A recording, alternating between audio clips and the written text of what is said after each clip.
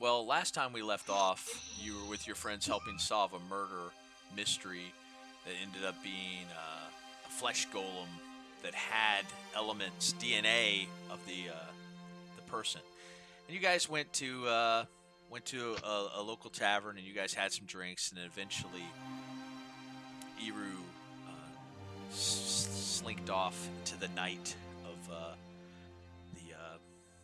the trades ward, and he eventually made his way to the art house where he had met the art mage Lavana Perske, and he's standing out front of her little 3-story Soho-like art shop. We'll start there. Well, suppose I should get going. I'm gonna kind of quick glance around casually, make sure there's no, it's not a trap. I don't see anybody like lurking in the shadows or anything. Because, gotta be paranoid after your best friend tries to kill you. Yeah, you've been very mindful since you've been in Waterdeep that there's different elements in Waterdeep, so you've been keeping your eye out, keep watching your back, especially like you said after what happened at Skullport. But you haven't seen anyone following you or anything. You did like probably a couple of loops around the block before you even went to her house. Yeah, just all precautions. Okay, guess I will. Now that I'm satiated, I'll just give a firm little on the door. And a little gentleman walks up to her, probably a halfling, and he's kind of just wearing a robe. Good evening. She's expecting you. Wonderful. He ushers you in, and as you walk in, the house is full of statues, paintings, stuff that's covered with sheets, and stuff that's alive. Like you see, like a bush, and it's moving around almost, but nothing threatening or anything like that. And then there's all these people in little white, like tunics and stuff like that. And you get the vibe that they are like students, art students. And then you come into, like, the whole room's wide open so that the art can move around. You can see all the art, and it's like 2 stories, and like the pictures on the wall are talking, like the Harry Potter kind of stuff, like right. It's just everything's alive in there. And she sees you. Hello, Eru. You've come to collect. Good day, madam. I'm gonna take my hat off and give a courteous bow. You have a wonderful home. Isn't it? It is alive with colors and emotion. Truly a breath of fresh air. Yes, many of the paintings you see, I painted myself, or some of my students aided me in it. And it is wonderful to see not only their thoughts and visions spring to life, but to let them live amongst us in harmony. Truly a splendor. Which, I know we have business, but I'm gonna point to the biggest one. What, is this your favorite? No, I like the smallest ones. There's like a little brass mouse on the fireplace. That's one of the first that I brought. I was able to etch my runes into it. And she has like this little crystal. And this allows the art to live and breathe, much like you and me. This little mouse, and she picks it up with her hands, and she strokes it. It is sweet. And should I had put this upon a cat, perhaps the cat would chase this mouse. The art is alive underneath. My rune only brings it out. Marvelous. Not all share your thoughts. Yes, I happened to notice there were some naysayers at your wonderful demonstration. Yes, they think that art is just for them. It would be locked up, kept away from people, to be hoarded. They think I'm crazy, that my magic be used for evil. But what is good is what is evil? Shouldn't every creature have the right? Are you good? Are you evil? Eru, the recluse? Hmm. I wouldn't say I'm good or evil. I think I just decide what I think is right for the moment. As we all should. Should not all the art here and the students decide for themselves? Yes, I think that is just. Especially seeing how freely and openly you display their works so that they can share it with their friends and colleagues. It's truly beautiful, more beautiful than anything I've seen from where I came from. Yes. And one of her students comes up, and he's got like a cage, and she reaches into the cage and she pulls your blade out. And it looks different. And I'll let you describe how it looks to Eru. But she says, this took many, many of my students and I to create in the time frame you have given me. But I've etched my runes deep inside the hilt, and now the blade is alive. She thinks she is a bird, and when she hears her song, she will return to the nest, which is you. She told me her name is Whistler. She is eager to fly with you. Marvelous, marvelous little thing, isn't it? Whistler. I'm gonna say, so it's up for me to decide what it looks like? Yes. Okay, Whistler. Trying to think. Okay, I know. It's going the hilt of it. I have kind of a mix of a predatory bird's face, but also with like, kind of the markings of like a songbird. Kind of like the little, like a hawk's head, but with like engravings of like the kind of softer features, and the handguard is like delicate, like splayed wings, kind of like when a what is it? Like you ever seen a picture of a peregrine falcon about to dive, and how it kind of, before it goes full flat? No, but I'll look one up. Yeah. It's really cool watching them go into a dive as they kind of like fold their wings and it kind of splays out. And trying to think, kind of a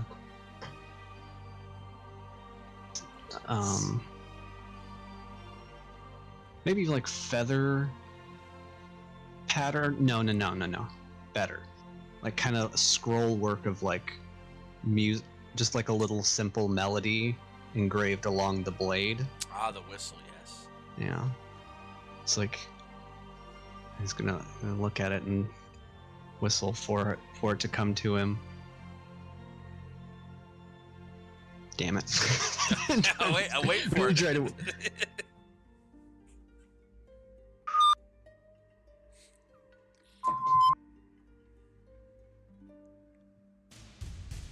Then the blade flies to his hand. I mean, it disappears and appears in his hand. It's so fast you can't see it. Or do we want it to fly? Which do we want it to do? Let's just say it just flies really fast instead of teleportation. Okay. Because it's a bird. It's just really fast. Yes. It's a blur that slides right back to his hand. And that's its nest, his hand. It knows always to come back to its nest. Oh, beautiful work of art this is. And you will show it off. You will show many, many people it up close and personal, I have no doubt. Oh, absolutely. But we had a bargain, and a debt is due. Indeed it is. And she claps her hands, and another, like a dragonborn artist comes up, and he's big and hulking, but he's got the little white tunic on. He doesn't look as threatening as you would think. And this large dragonborn hands her 3 sheets of paper. She says, "Here, these are 3 addresses I would like you to visit."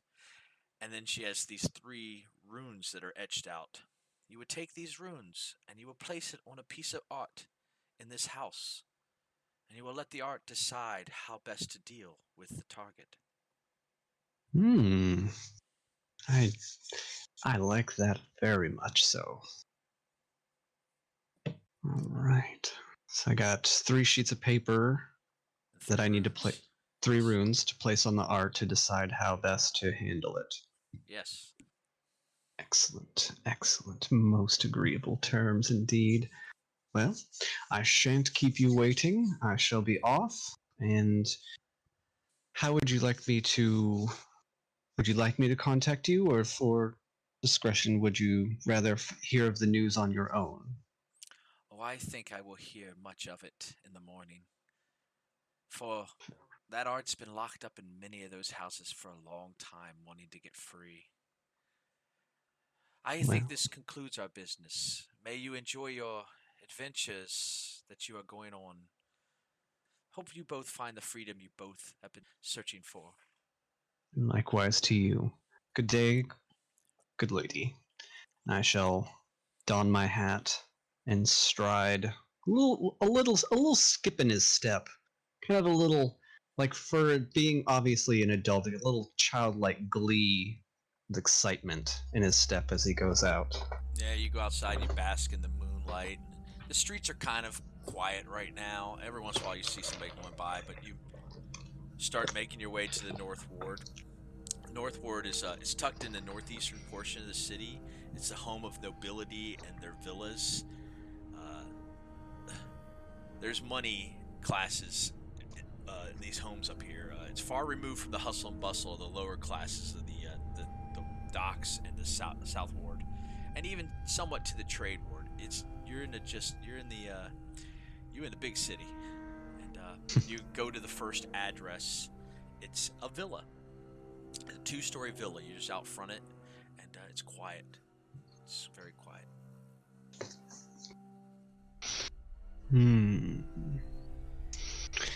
Let's see here. All right, so this is the first house, Yes. or the first. Okay. Your first target. She didn't give you any names. She doesn't want you. It's just you go in, you place the rune on a piece of art, and then we go from there. We see what happens. Okay. Looking around, what seems to be the easiest? Does the windows look close enough to where I could climb? Of course. All right. I'm going to make sure all my gear is turned to the dark side instead of the purple. So basically just my cloak. It's going to be cinched down a little bit, kind of give me the most amount of coverage. And I will check to make sure nothing is like loose. Like I tuck my necklace in, make sure nothing is loose on my body that might snag or get caught or bang into something.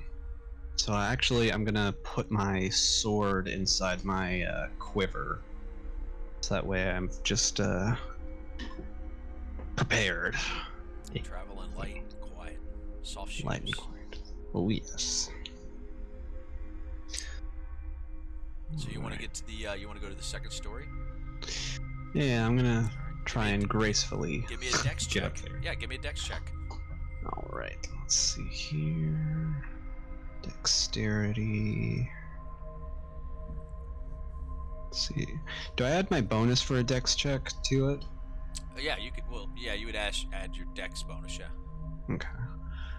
Let's see. That's gonna be 21. Oh, you scamper right up the side like a spider. Maybe that's not. I'm sorry. You scamper like not a spider. Somebody who hates spiders. I don't know. They called you Little Spider, right? Yeah. The windows aren't locked. Actually, they're open. You just slide right in. You just silently slide in, and you crouch, and you find yourself. Actually, you find yourself in like a museum of sorts.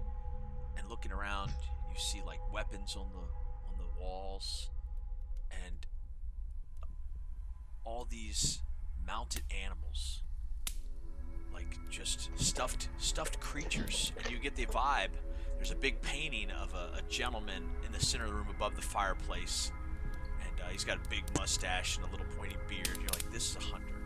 This is a guy who hunted these creatures, and then he stuffed them and he keeps them on display.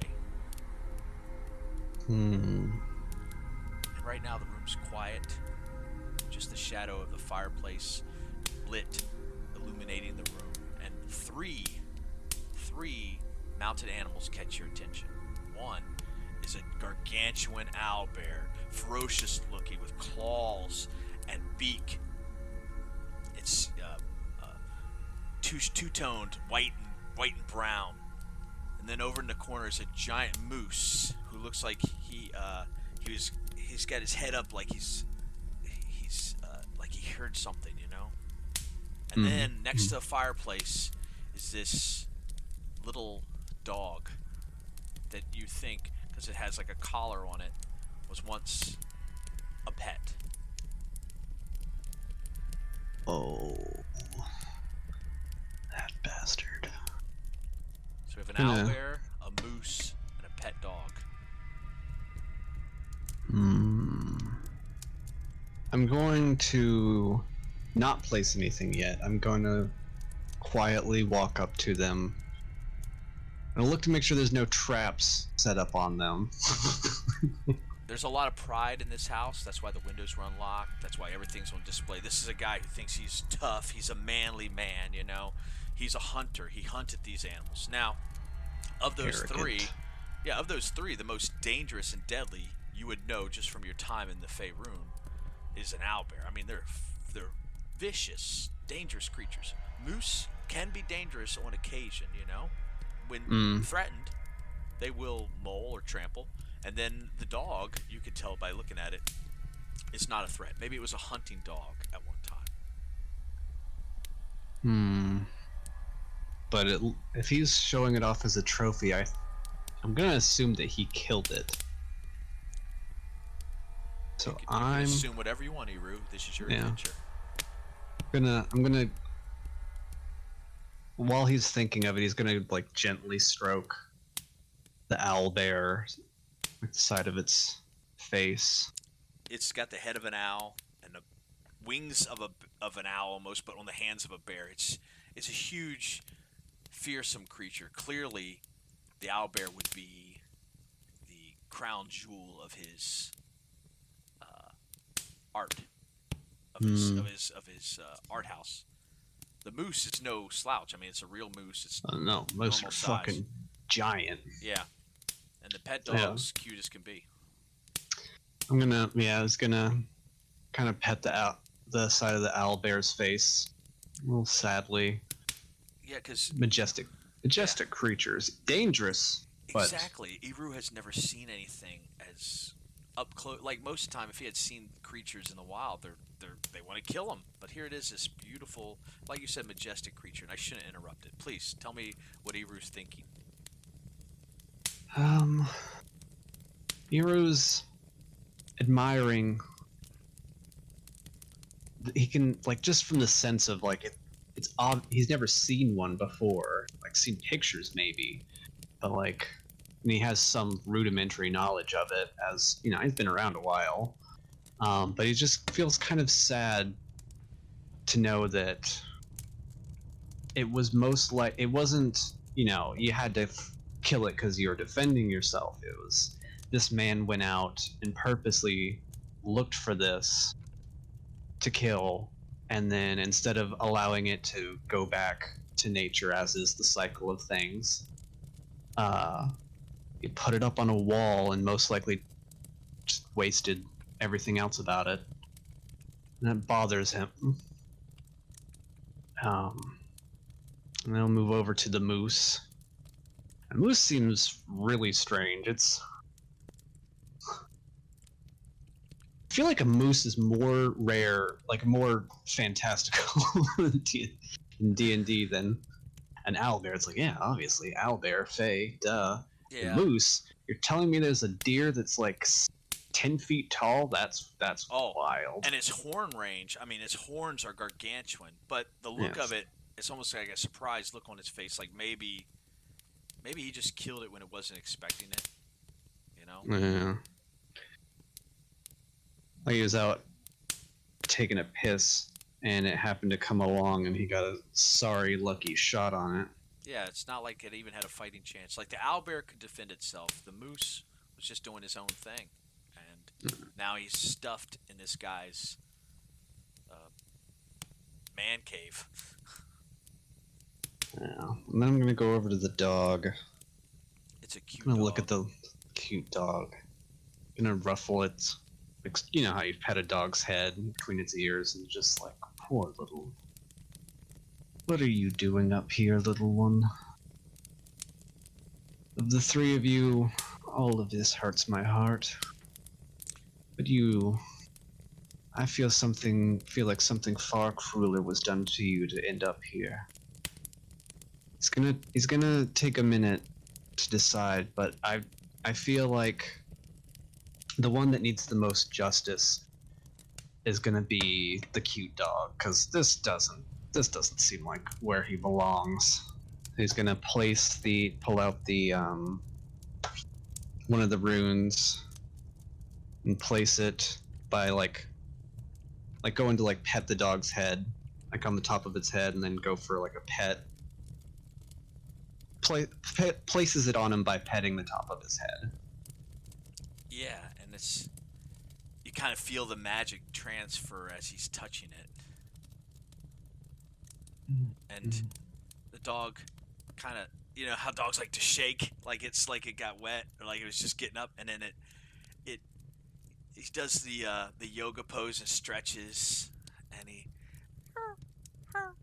looks up at you, cockeyed, big eyes, and licks your hand. Hello, little one.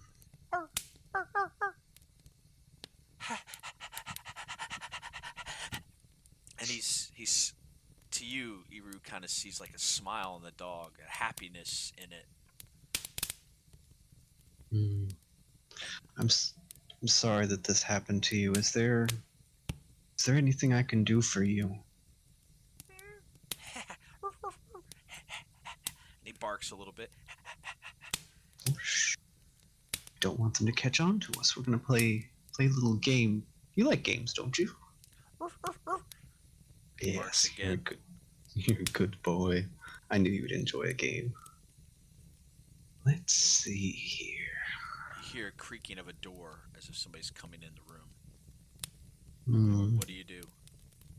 I'm going to I'm gonna give him like the wait sign, like, you know, like put the hand like stay, it's like, and like wink at him, and then I'm going to quietly find a nice tall wide shadow to lurk in. All right, give me a stealth check. Okay. All right. Let's see here. Oh man. All right. Let's see. That is oh god, I love my proficiencies. That is a dirty 20. Oh, absolutely. I mean, there's so many stuffed animals. Like you could just hide behind the owlbear, and you sneak behind the owlbear, and you kind of peer out, and you see a gentleman walk in. He's got his lantern out, and he's a husky, butch-looking fellow. You know, maybe salt and pepper, beard and mustache, a little bit older than the painting depicting him.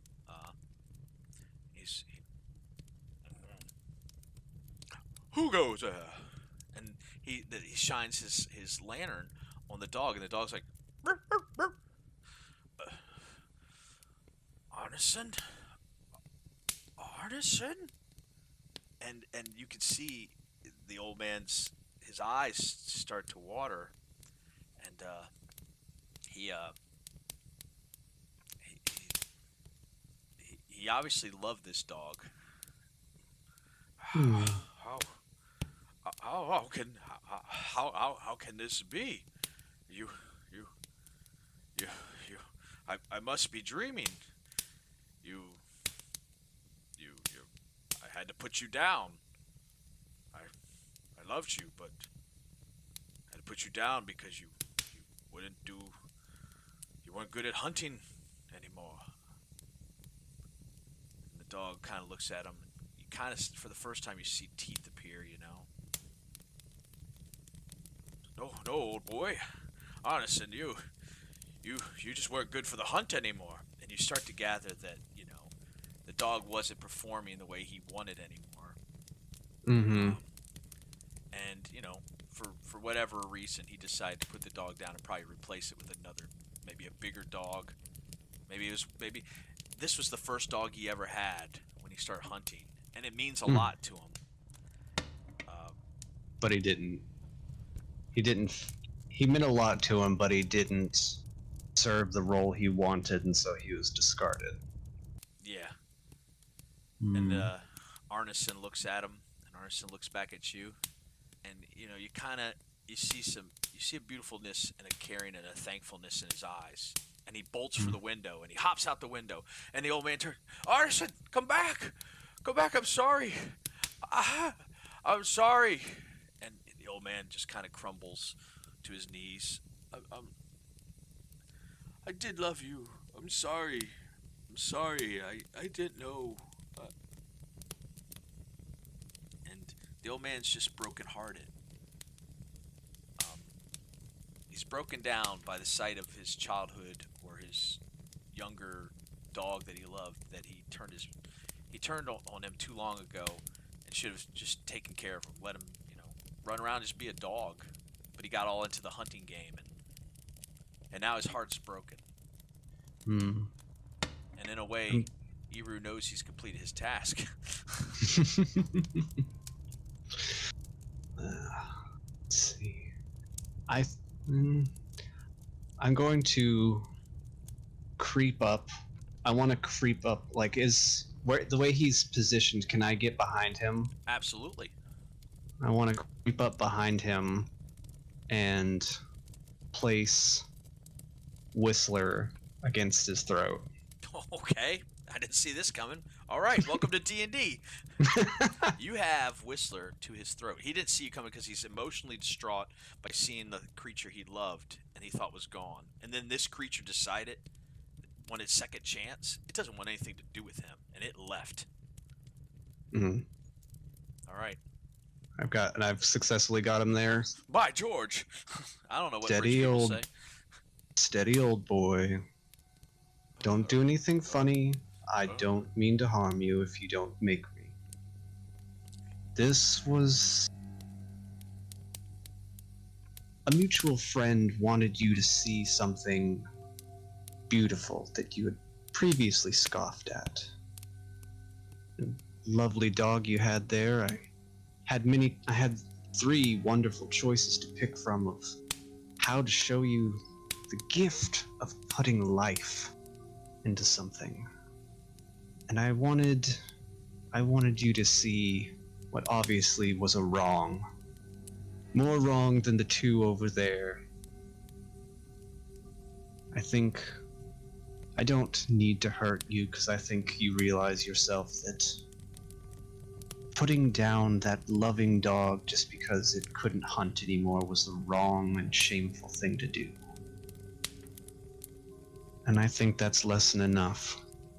And maybe, even in your old age, you'll learn a new trick about what it means to be good and what's most important in this world.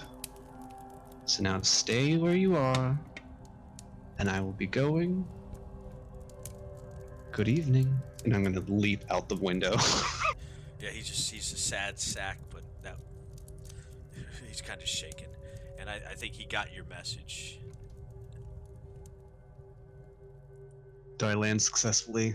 Absolutely. After the dirty 20 and a wonderful little speech like that, you can pimp walk your ass right out of there if you like. Wonderful. Jumping out the window while facing him into a swan dive hero crouch. And then I will silently run off into the night in search of my next target. Doesn't take long. You're in the right place. You come across a 3-story house. It's kind of like what do they call, like a Tudor or something like that. It's cream colored. It's fairly nice. This one you immediately notice there's locks and alarms and stuff set up. So they're trying to protect what's inside. Got a little bit of a challenge this time. Good. You're outside this 3-story Tudor. All right. You look up at this. You can see the top floor has bars on the windows. This one's gonna take a little more doing. Let's see. So the second floor has bars. What about the third floor? I'm gonna say both of those have bars. Both of them? Yeah, they're really trying to protect whatever's inside there. Okay, so there's no going in through there. I guess I'm gonna have to look for a nice. Is there any chimneys? Sure. Yeah. They look like fireplaces. Yeah. There's the weather in Waterdeep. They have summer, spring, winter. They get snow. They get all the different elements. You guys are headed, based on the calendar. I think you're headed right now. You're kind of in fall. You're headed towards winter. So, yeah. I mean, it could be smoke coming out of it. It all depends on how you want this story to go. I'm interested to see where you want to take it. Let's see. Well, I'm gonna. Why don't you roll? Like, this might sound weird. Why don't you roll for me to see if they're lit or not? Let the dice decide whether I can get in through a chimney. 1 through 10, it's not lit. 11 through 20, it's lit. A 3, it's not lit. Through the chimney we go. Oh wait, I have to make sure I have a grappling hook. Yeah, let's see how you get up there. Let's see, what do I have? I have a burglar's pack. Let me see what that entails, because I don't think I've ever used that. Let's see here. This entails backpack, 1,000 ball bearings, 10 feet of string, a bell, candle, crowbar, hammer, pitons. None of those have a grappling hook, though. What about... There's 50 feet of hemp rope. Yeah, let's see. Hemp rope. I'm gonna need something to use to attach it, though. Lantern, rations, tinder box, hemp rope. I guess I'm gonna have to try and lasso it if I don't have a grappling hook, because I don't have one in my inventory. This is gonna be interesting. What do you want me to roll to lasso? Well, I don't think you've ever lassoed anything, so I'm gonna set that really high. Yeah. Let's just do what you would normally do, like your dexterity attack roll. Let's see what happens. All right, so just dexterity check. Yep. All right. Dex check. That is a 8, 9, 10, 11, 12, 13. I said at 20. So you take it like a cowboy and it goes up there and it comes back down. And you try a second time, it goes up there and it comes back down, and you're like, I'm not a cowboy. They make it look so easy in the plays. Alright, let's see here. Let's think. You know there's a back door and a front door if you want to go in that way. Well, it's not as elegant, but it's... Well, you can walk around the house, maybe look for some kind of way to climb up the house if you'd like. Yeah, let's look to see if I can find a good line of sight on climbing up quietly. There's probably some vine work on the side of the house. Some of that, what is it? They have like the creeping ivy. Yeah, creeping ivy. Yeah, you see some creeping ivy on the side of the roof. I mean, inside the house. It kind of gives it that nice, fancy, rustic look. Alright, yeah, I'm gonna try and scale my way up. Dex check again, sir. All right. Let's see here. That is 10. I said at 10. You find that like it's like a lattice. I think they call it a lattice behind it, kind of helping control the vines, and you're able to scale up it like a ladder. All the windows do have bars on it, so you take yourself all the way up to the roof where the chimney is, and you notice the chimney's not lit. Clearly, whoever owns this house is probably sleeping at this point in time at night. How would you like to proceed? Like old Saint Nick, I'm gonna silently. Well, first I'm gonna look to see how wide it is. If it is there, can I see? Oh, See how, all the way down? It's a nice sized chimney. This is a very fancy part of town. They probably have very large fires that light up the whole room. All right. Then I'm going to. I'm gonna actually like tie my cloak off, like just like the cloak was loose before, but now I'm just gonna like tie it around me with a little bit of the rope to make sure I'm not. I'm as stealthy as easily to get through this space as possible. Plus, I don't want to get the inside dirty. I got a nice cloak, and I'm not getting you do, man. too dirty. I can't wait to cover black, you in it's suit. fine. I'm gonna cover you in suit. Yeah. All right. Yeah. I'm gonna slowly shimmy my way down the chimney. It's a tight fit, kind of, but enough that you can get in there. And it's you're surprised how clean it is, kind of. Yes, you're gonna get some soot on you, but you gently get yourself down to the bottom, where you're like, man, like normally there's some logs and some ash and stuff in the fire, but man, whoever takes care of this place, probably the servants, they keep everything nice and clean. And when you step out of this stone and wood, it's like a wood banister with stone all around it. It's a very beautiful fireplace. You climb out, and it's dark, but you have dark vision, right? Mm-hmm. So you can kind of make out that there's some mirrors. There's a system of mirrors in there that reflect the light from the fireplace onto all these paintings. You're in this art gallery.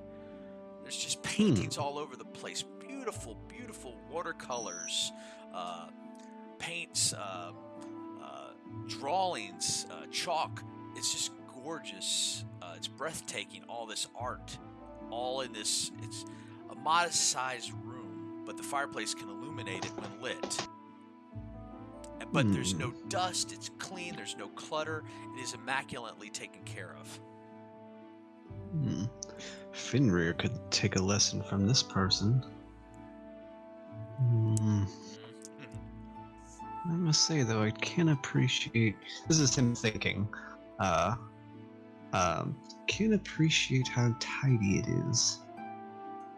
Honestly, I think Percy would never want to leave this place if I brought him here. Let's have a look at what... your favorite paintings you've seen in your real life, and it's all there. It's on top of each other. It's crammed into that room. Almost feeling like it's trapped or hoarded. And you understand why the bars are on the window. They're protecting this art. It's their art. It's a shame that no one gets to see any of these. Especially this wonderful moon painting. It's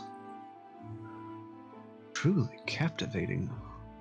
Plays off of a pond, some body of water with tiny, delicate little ripples, as if a frog's croaking on it. Oh, there's gotta be a frog. Artists are always like that. Where's the frog? I'm just gonna trying to find a hidden frog in the painting. Do a perception check. Oh, let's go. That's gonna be a 17. Right by there's a little tiny blade of grass. You see a frog peering out. I knew it. This artist is perfect. Is there a name on it, like written anywhere? Elmore. It says Elmore. Elmore. Let's see, favorite artist, Elmore. Froggy moon painting. Adding that to my character sheet as you taking it? personality. Yeah, Oh. I'm taking it. He has a favorite artist now. Okay. And Iru kind of spends a little bit of time enjoying these paintings. I mean, I feel, and this is just me conveying what I've seen that you've done with your characters, that he is trying to find his way out of the caste system that they have in the Underdark, the slave and servant, and just not beautiful things. I'm sure there's a lot of beautiful things in the Underdark, don't get me wrong, but the vibrant of the outside world, and that's why he's dressing the way he dresses now. That's why he's carrying himself the way he carries now, because he wants to have the freedom he never had in the Underdark. Hmm.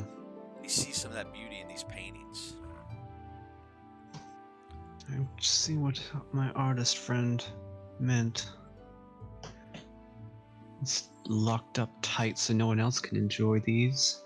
Everyone should be able to see these, even if they charge a small fee. It's understandable. Gotta pay the servants to upkeep any dust or dirt that might come in, even if they are wiping their shoes. But still, the people should see this. Ah!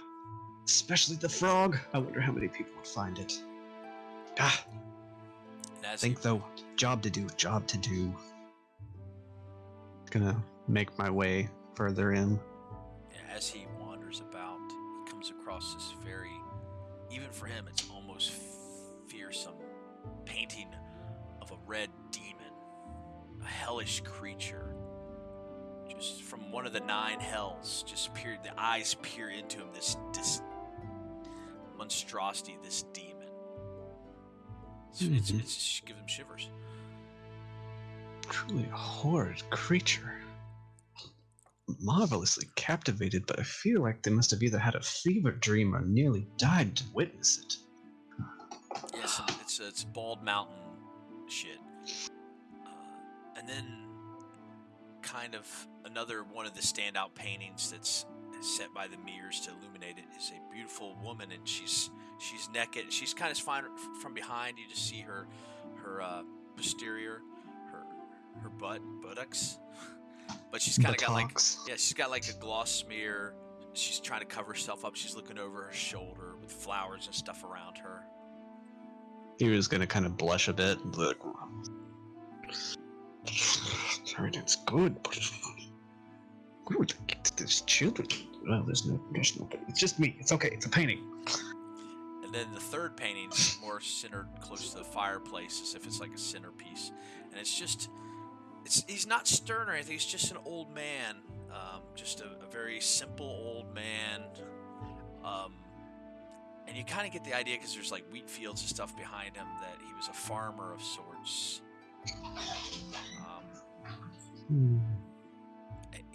But he kind of, his look gazes back upon you.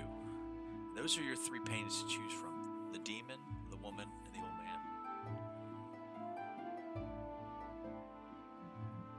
man. These seem like the most prominent pieces. What is this? So the farmer is just staring? Is it like a scowl, or is it just a look? It's a look of, I want to say like content. Content. The more you look at it, there's a house behind him, and there's like little shadow figures behind it, like children, and you get the idea that this old man was a farmer, and everything he got, because he got it by his hands. He earned it with his hands.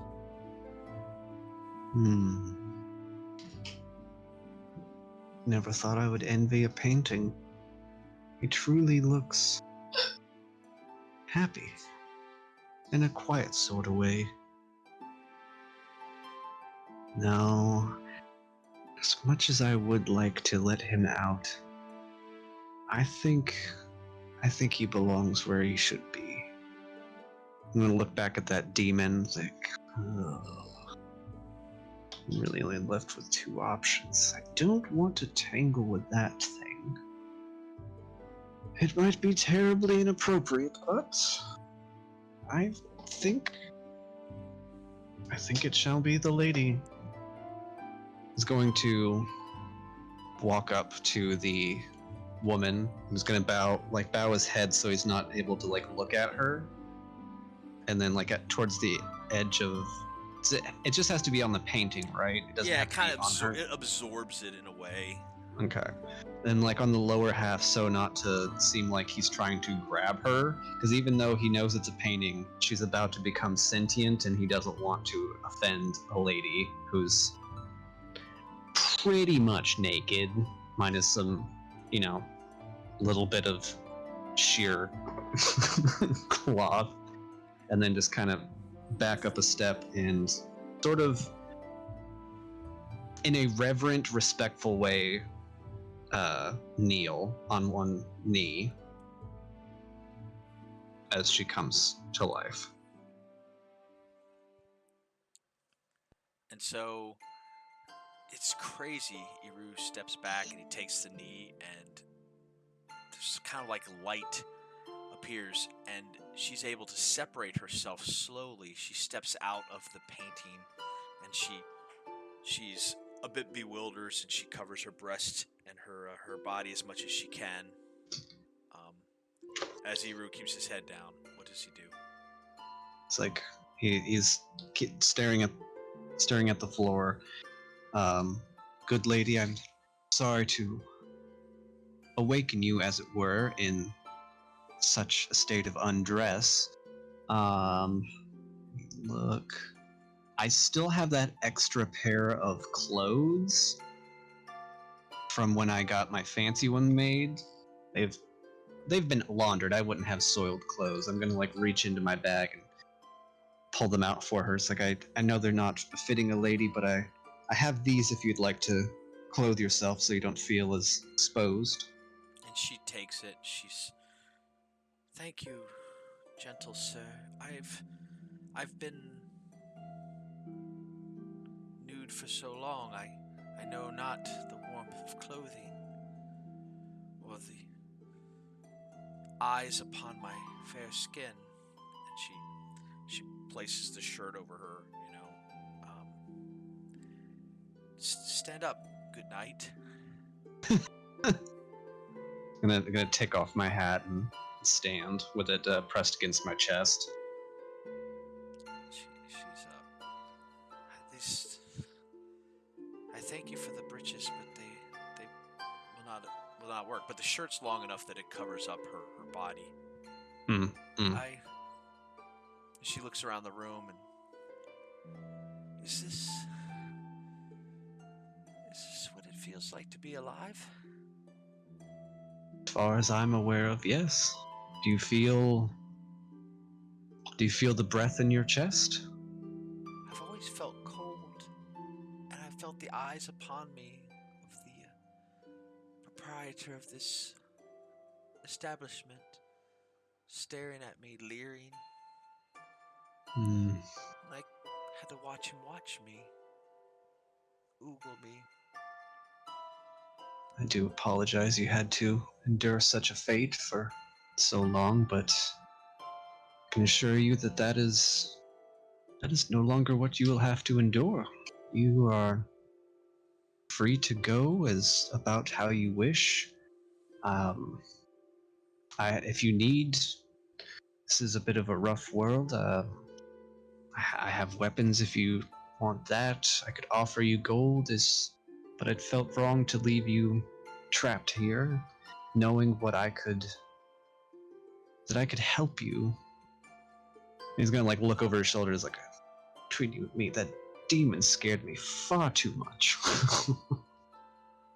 Try and set her at ease, because I imagine that's a pretty shocking experience. Iru wants to kind of set her at ease that even though she's clothed now, she's still a woman in rather precarious situation. It's strange. I've been alive for hundreds of years, yet I've not lived. I've not spoke. I've never heard my own voice. It's magnificent. Truly a lovely voice to hear. It's to move and breathe and to finally feel secure. It's the greatest gift I could ever ask for. Thank you. Good night. Gonna bow his head. Of course, my lady. And of course, Eru hears some rustling coming, and then somebody's coming down the hallway towards the room. And of course, there's locks on the door, and you hear the sound of locks, like there's multiple locks. Quick. Go hide around the corner. And I'm gonna very, like, the dagger placing towards me, like the blade, so it doesn't look like I'm gonna, like, jab her. I'm gonna softly place a dagger into her hand. Never know when you might need one of these. I don't want to.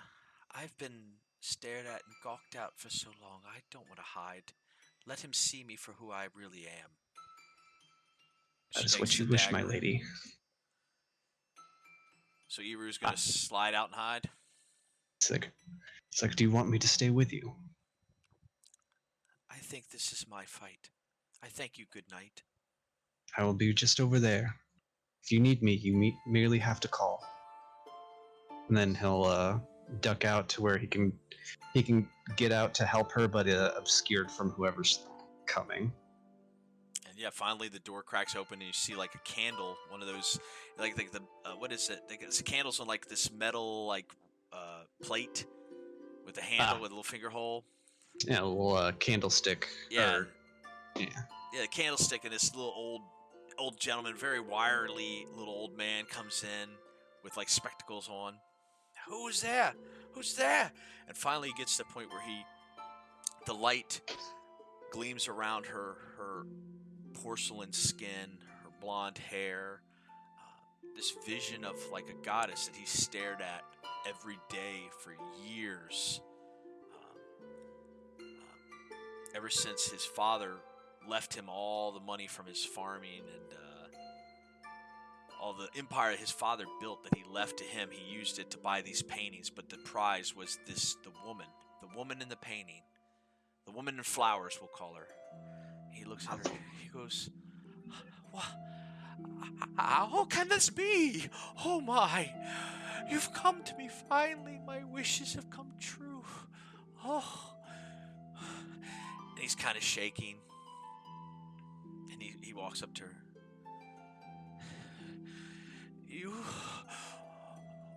You are mine and you'll always be mine.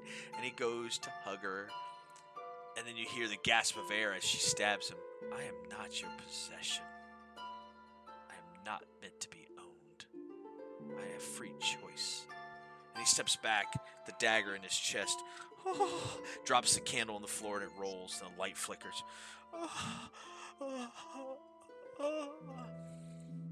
You would keep me locked up, just like you keep all this beauty locked up for yourself.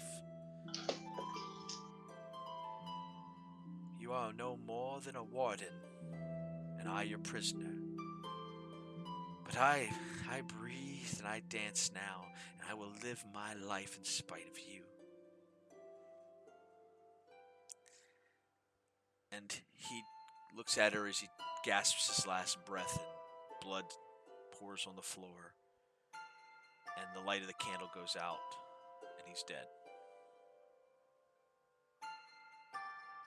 Lyra will, making just enough noise to where she knows not to startle her. Well, I do say that fitting in for one such as him. It did feel empowering. Now I shall leer at him as he dies. May I join you, my lady? I think I should have a name. What would you wish to be called? He called me the Lady in Flowers. I would like to be called Flower. Flower? Yes, A I like fitting that. name for you. For I have blossomed now, thanks to you. Good night. Lady of Flowers. Sorry, I'm adding notes. The Lady of Flower. If I can spell. Let's see. and I shall never forget you, my lady. Where shall I go? Lady Flower. What shall I Wherever do? you wish. Well, I asked myself a very similar question when I was a bit younger than I am now. I came from the darkness up to the world of light. I think wherever the wind may blow your petals. I should like that. To roam outside the frame. That is my dream. And I will now live it. So then I shall be taking my leave of you, my lady, and I wish you all the wonders and adventures this wide, wonderful world has to offer you. Until I see you again.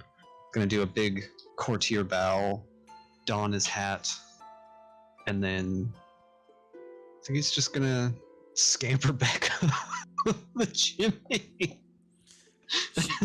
She grabs his hand as he turns to leave, and he feels warmth in her, like she is real.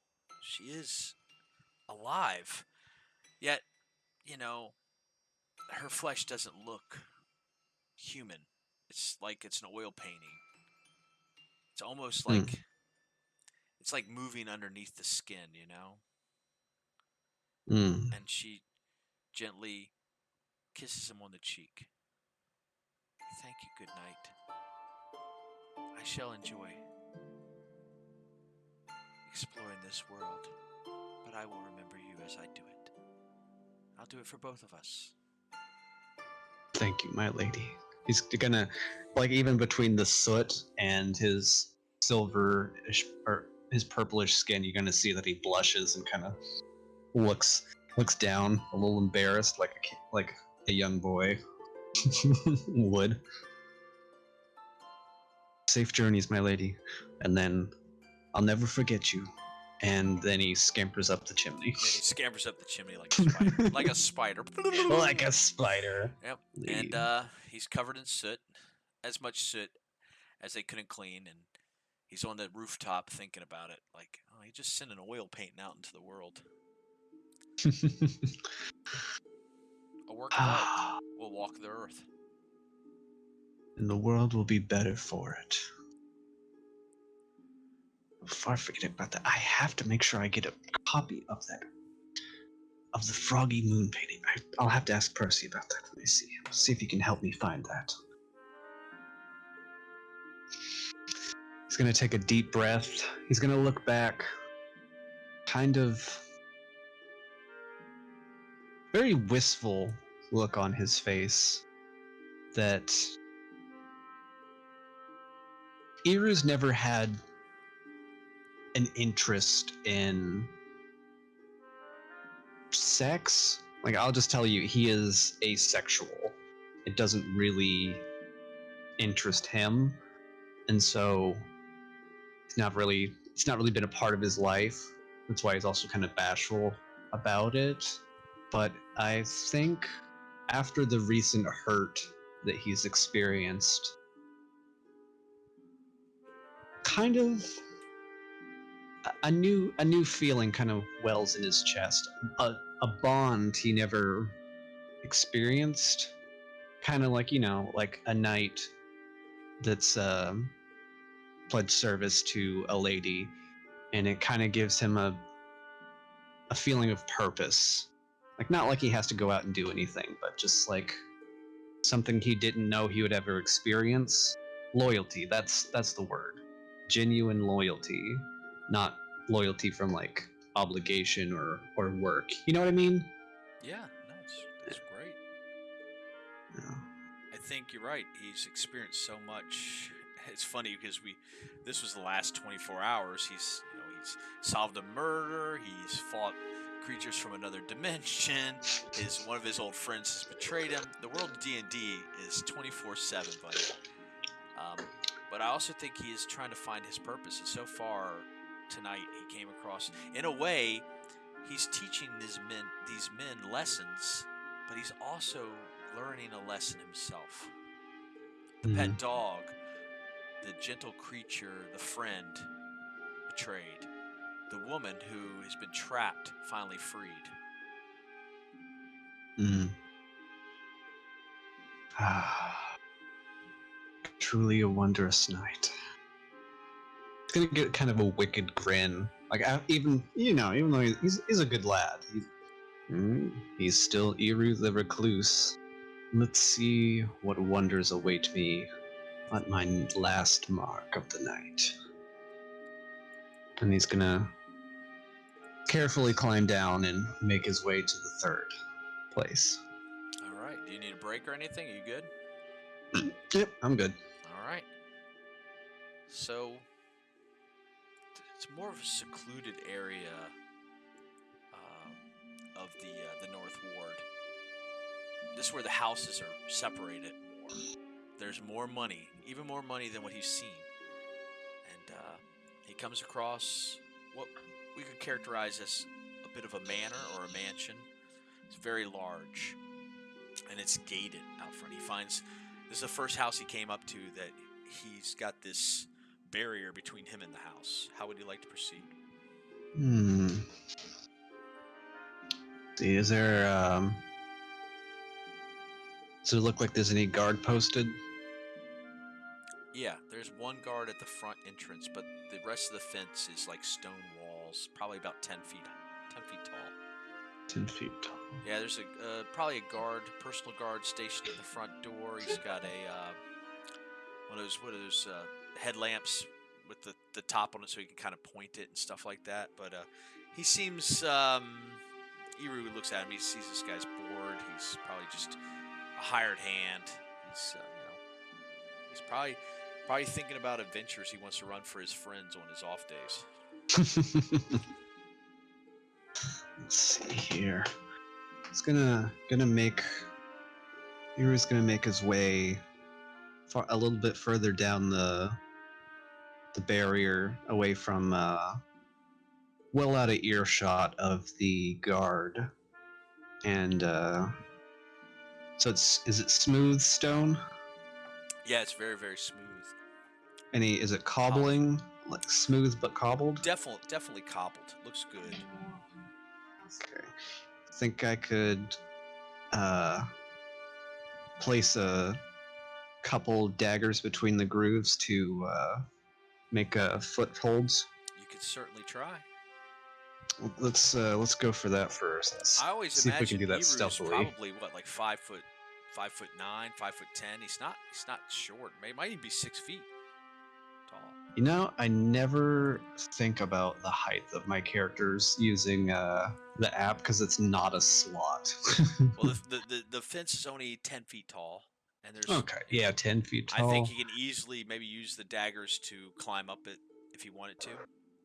Yeah, I do it because he could easily, jump up and get up there, but I want to have at least one set so I could stand up and use it as a bit of a focal point of my balance, so I can peer over the edge to see if there's any rotating guards on the inside that I couldn't see before. Yeah, I think that's a great idea. I'd love to do that. What I'm going to suggest here is you're going to roll a stealth check, and I'm going to roll a perception check for the guard to see if he notices anything strange going on. Righty, stealth check. It's your stealth check versus my perception. All right, let's see here. We got 23. Well, I had an 18, so you did pretty good there. Wow. So this guard, even though he heard something, he's like, must be my imagination. And he kind of goes back to his guardly duties, like every video game guard ever. Must have been the wind. Exactly. And you kind of find yourself perched upon the blades looking over the fence, and there are no guards inside. No guards inside. All right. No guards. Any signs of animal tracks, like guard dogs that might be laying in wait for me? I like that. Yeah, there's you see some dog shit. Okay. Let's see here. I'm going. Then. Alright, I'm going to pull out out of my effective quiver a quarterstaff, and I'm going to silently make my way closer to the house or manor. So you climb up over the fence, Mm-hmm. the stone wall, and you gently you lower yourself down on the other side, and you hear a sound of music. You creep across the grass. The grass is well maintained, and you do see piles of what would be mastiff. These dogs are called mastiff. They're impressive hounds. They're very large, and they got keen senses. They're very loyal too. They're trained guard dogs. But you slowly make your way across the large courtyard and get yourself up the side of the house. The windows appear to be locked, as do the doors, but there are no bars. Okay. Alrighty, if I've made it there, I'm gonna silently put in the quarterstaff, and then let's see. So I've managed to so I'm there. I can see there's no bars, but it's obvious they have locks. So the kind of locks I could slide open with a thin blade. You could definitely use your thieves' tools on it if you'd like. Let's go, thieves' tools. Let's see here. Side note, actually knowing how to use, at least even rudimentary, knowing how, what do they call it? Oh my god, there's a name for it. Entry specialist. Oh, That's a nice way of saying, nice way of saying a lockpicker. And knowing how these things work is actually kind of fun as I'm learning this real life skill. But yeah, let's try to get them open. Since I have it as a proficiency, what does that do for me for my rolls? I thought you could add your proficiency bonus to it. Oh, okay, the +4 proficiency +4. Okay, let's see. Shit. That is a 6. I'm gonna burn luck dice. And I just re-roll, right? Yes. Okay. Alright, let's go. Let's see. Okay, so that's... am I able to add anything to the roll, or is the luck rolls just flat? No, it's just like you just did a second roll. That's all. So you Okay. should have your. Alright, so... I think thieves' tools tied to like sleight of hand or something like that. I was just going with my proficiency, which is +4. I mean, we could do the proficiency or the sleight of hand. I'll take either, whatever you decide. Better. Sleight of hand, so that's going to be 16. Well, I had set at 15, so you passed it with the 16. So you tell me how this sounds with the lock picking. Okay, he's got his little tension rod, like balancing the tension rod, putting like a feather touch, kind of slowly like nudging it just a hair as he's picking through the locks, trying to find the right sequence, which is the hardest part. And then slowly getting it, the last bolt or tumbler sets, and I'm able to turn it. And then with the little pick, I'm gonna move over the latch, like between the seam, and like carefully lift it up and open the window silently. Am I going through a window or a door? I was going to ask you that. Either way is fine. We're making a story together. So I'm going to go with a window, considering that's the setup I imagined a window lock would have. Little lock holding a little bar that you can set with your finger. And that way it doesn't like fall all the way over, and I can let it hang violently so to not make any excess noise. Yeah, you move the window just enough that your slight frame can slink through the window, and you find yourself, strangely enough, in like a servant's portion of the building. It's not their bedrooms, but you can see the bedrooms are connected to this, like, it's almost like their social room. Not much in it. It's just a table. There's some cards, like somebody was playing a game of cards earlier in the night. And you kind of hear some snores in the other rooms. There's probably like 3 bedrooms worth of servants in this portion of the building, the manor. Mm-hmm. Oh, I did just upload 2 photos of my stats for you. Oh, we're using photos now. Yeah. Awesome. I haven't looked at any of this stuff. Yeah. I know you trust me, and I know I'm not a cheater, but I felt like, considering how high my proficiencies are, I wanted you to at least see them. Well, technically, this story is built for you to just maximize all of Iru's abilities. But also, what I want you to do is help me create a story. When we're done, I'm going to send you my written story, and you'll see how much of it we did, okay? Okay. But you find yourself in the servants' quarters, and the floors are wood, so there is a bit of a creaking to them, and you understand that when you first step in there. So we're going to have to do a stealth check. Depending on how you want to proceed. Let's see here. I heard the music, so I'm gonna want to head towards that. Oh no, that was your wife singing. I'm sorry. Oh. That was just a joke. I'm sorry. It's dead silent in the building. Ah, okay. All right. It's probably about 3:30, almost 4 a.m. in game time. All right. Yeah. Then stealthily make my way through what I assume would be the direction I need to go to find the art gallery in this place.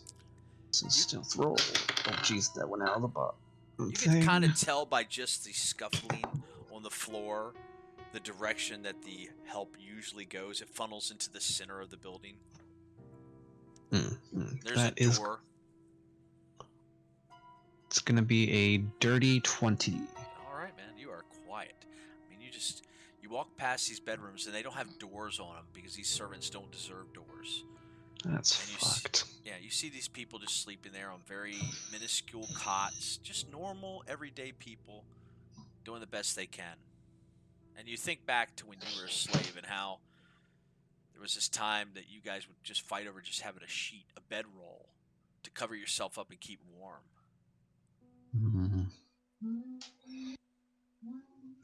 Of course, inner monologue of Iru. This is no way to treat people you employ.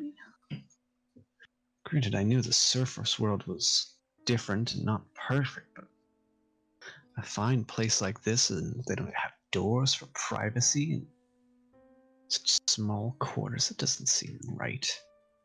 What kind of person owns this home? I want to know. It's gonna... Nah, it's too risky. Well, I could. How many people did you say there were? There's 3 bedrooms. You see probably about 7 people crammed into these 3 little bedrooms. I'm gonna leave a gold coin for each of them. So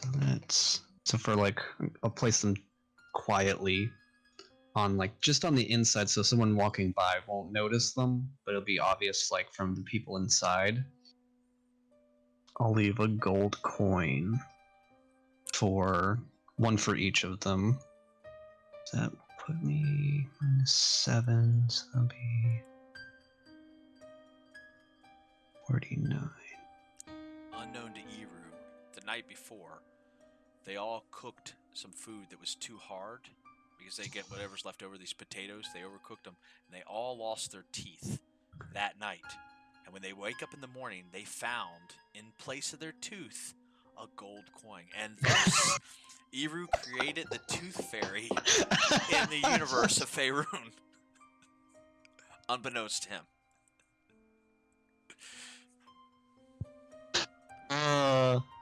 I am, unbeknownst to me, to my character, I am now the Tooth Fairy. Yep. Oh man, Hard potatoes will do that. hard potatoes will take out them teeth. Damn. Oh man, that's great. I'm gonna. Like you just punch out people's teeth, though. I mean, I've punched someone's teeth out before, but Yeah, I mean, unbeknownst to Eru, the third day after this, they start beating the shit out of each other to steal their teeth to get more gold, only to be let down. Support you. Tooth fairy. Man. Oh man. Okay. I'm gonna be laughing about that tomorrow. That's what's great about D&D. Things like that You guys organically follow your happen. friends at your, tooth fairy? Yeah. Close friends. All right. I'm gonna keep making my way. You creep out of the servant's room, and you kind of see the door is just kind of like a panel that matches the rest of the wall. When you step out of it, you're like, oh, he keeps them hidden on this side of the house.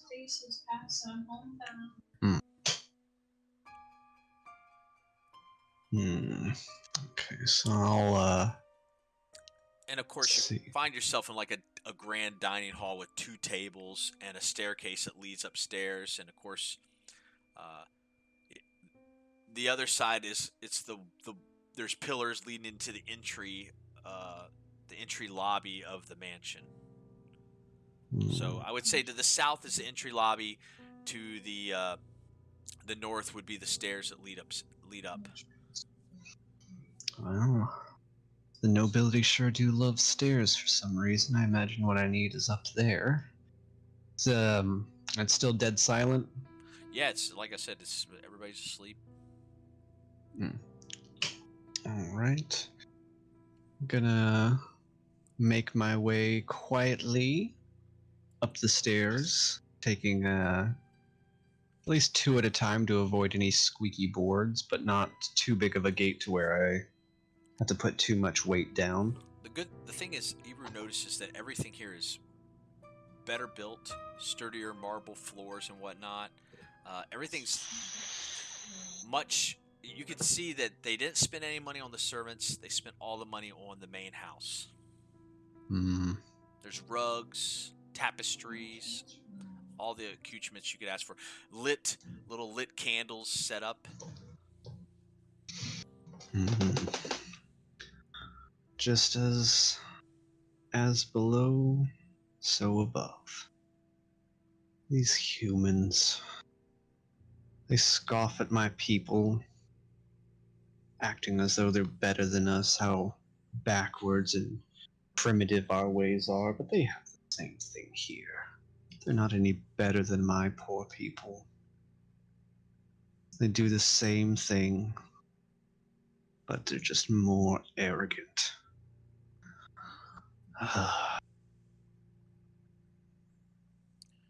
I'm sorry. Just take, like, is there like a family portrait? Like I imagine when like up the stairs they have like a rich, notable ancestors 12-foot tall painting looking down at all who enter the house. Why, there is, Eru. There is. There's a average sized gentleman with one of those monocles and big bushy beard, mostly black, but with like a little bit of white in it. He's very elderly looking in it, and very stern. And next to him is a much younger woman that you say, "Oh, that's his wife," but she's probably, he's in his 60s. She's probably in her 20s, so she's definitely probably was either bartered or bought. There's some children, a little bit younger than the wife, in the painting. It's a painting, so they look happy, but Eru knows in some strange, twisted way, this guy, he buys what he wants. I'm gonna, because I absolutely love the fact that I have it. I'm going to pull out my spear out of my effective quiver. Best thing ever. And I'm going to reach up and, like, holding it above my head carefully, make a slight, like, slowly, because I don't want to make too much noise, and it is canvas. I'm going to, like, cut a slit across the man's eyes. So you slit it across his eyes, kind of blocking them out. And he can Yeah. no longer see. And look up at it, and as I'm putting the spear back in the quiver, can't look down on anyone now, old man. I'm gonna give a courtly bow to the lady and move on. Yeah.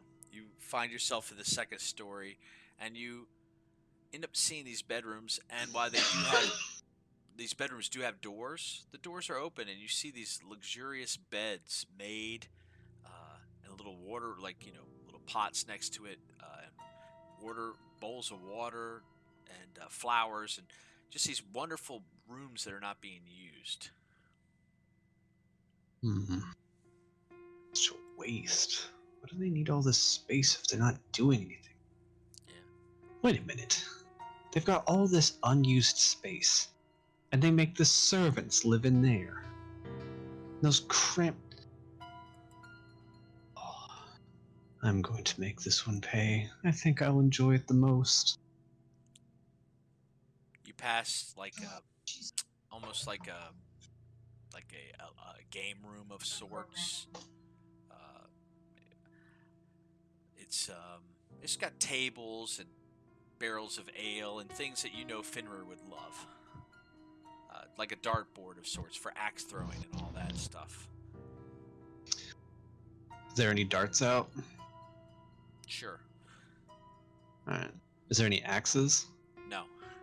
I'm gonna take one of the darts Alright. and just shove it in my small quiver pocket, just as a memento. You also find some, you kind of look at the table, there's, like pipes and pipe weed. Like this is a gentleman's room where they sit and they talk about, stocks and shit.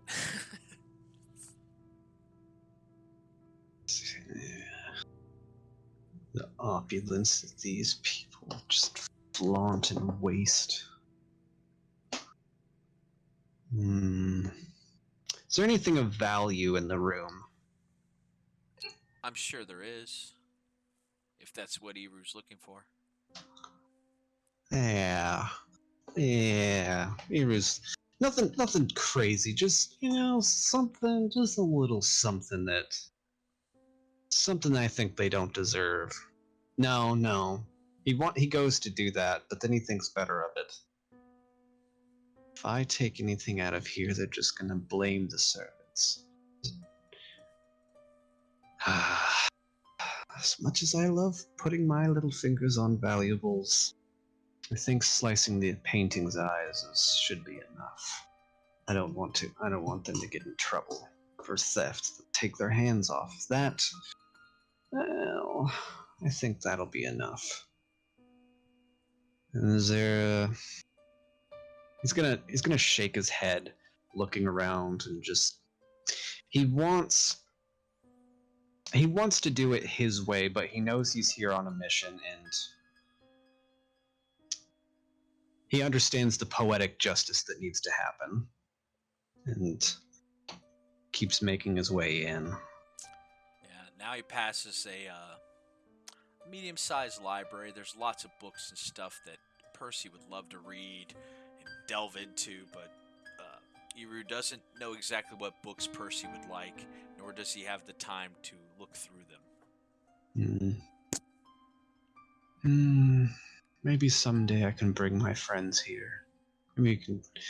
I don't know how much Finrir would enjoy it, but maybe someday we can come back here and do a little culture day if these stubborn bastards change their ways.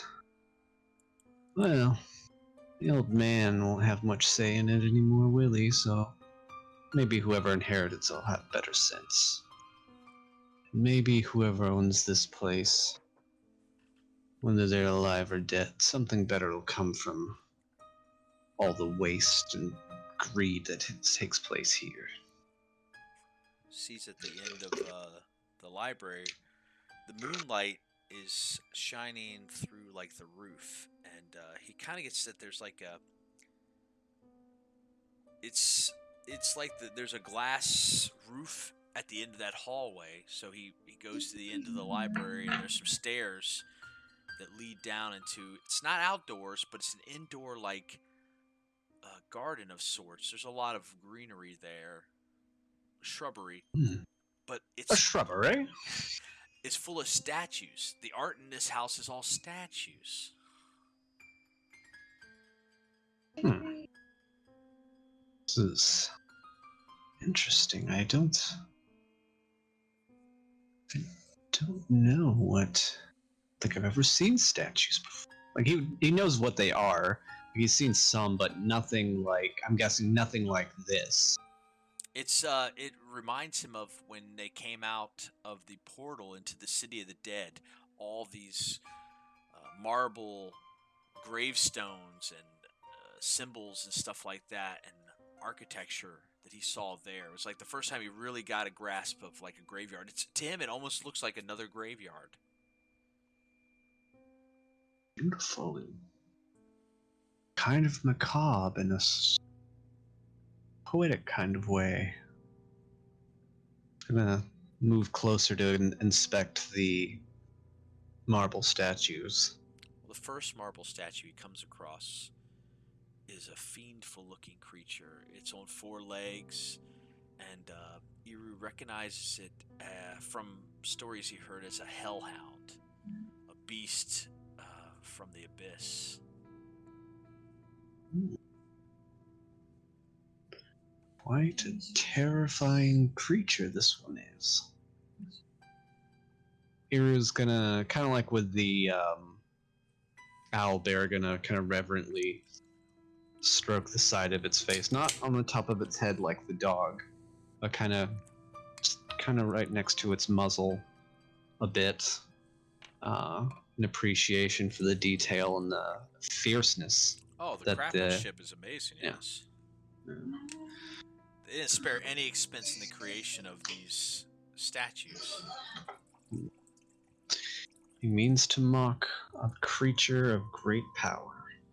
While Iru's stroking it, he looks up because it was a two-story. He was on the second story. He went down some stairs, but perched, kind of almost like it's still in the second story, a little bit above it.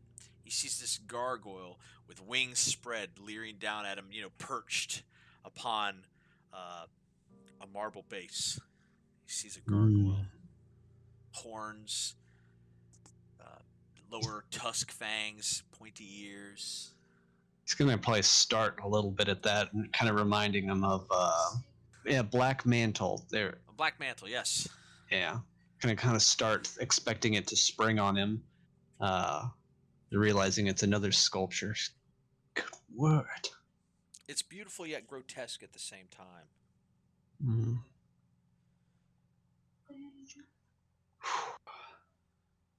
wonder who made these. I hope the people who made these were fairly compensated for the work, but knowing the person that treats his servants so, can't imagine they were. I like that gargoyle. Wish I had a little one. We'll find a little one as a friend someday, maybe. Back to business. Daydreaming. He's gonna keep looking around. In the center, he finds, in the middle of a pool of water, the statue of what he would consider a Medusa. Her ravaging, snake-ridden hair, a piercing kind of gaze sculpted into her. She's beautiful, yet deadly looking. Commanding, yet delicate. Truly a beauty, this one. I have no doubt that if I set her free, she could work wonders. But I think, like the farmer, while she does deserve freedom in life, I feel like hers would be a bit harder. She would be haunted, and when she'd just be rather left alone, I imagine. At least with the Lady of Flowers, she can pass as she wishes. Now Ira's gonna look between the Hellhound and the Gargoyle. Can't really decide. The Gargoyle is massive and terrible. The Hellhound is ferocious and quick. But I think for this one, I think a little bit of brute terror is the right way to go. And it's gonna look for a way to get up to the Gargoyle.